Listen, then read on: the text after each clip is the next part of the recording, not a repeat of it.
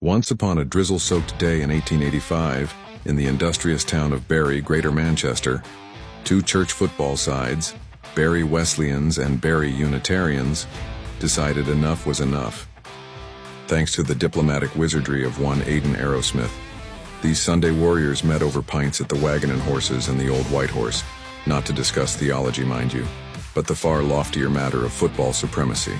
Out of this unlikely alliance, Bury Football Club was born on April 24, 1885, and in true Victorian entrepreneurial style, they went professional straight away, taking advantage of the Football Association's new rule that you could get paid for kicking a ball without fear of eternal damnation. They set up camp at Gig Lane, courtesy of the benevolent Earl of Derby, and immediately showed their intentions with a 4-3 friendly win over Wigan. The club's nickname, the Shakers, came about before the 1892 Lancashire Cup final, when chairman-manager J.T. Ingham boldly declared, "We shall shake 'em," and shake 'em they did for decades to come. They were elected to the Football League's second division in 1894, promptly winning it and earning promotion. Bury wasn't just a small-town club. They were a club that could, quite literally, shake the country. Bury's early 20th century triumphs read like a footballer's fairy tale. FA Cup winners in 1900, 4-0 over Southampton, and again in 1903, pulverizing Derby County 6-0, a record margin that stood for over a century.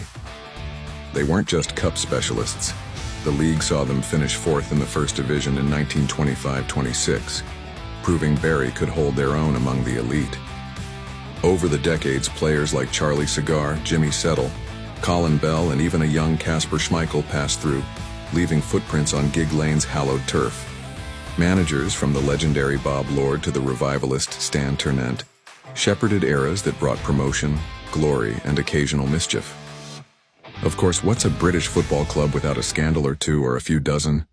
There was the $15 million Hugh Eves fiasco in 1999, the ITV digital collapse that nearly sank them in 2001-02, fielding an ineligible player in 2006, and countless financial scrapes thereafter.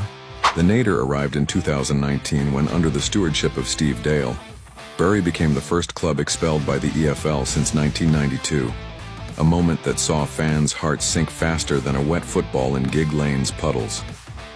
But Bury fans are nothing if not resilient.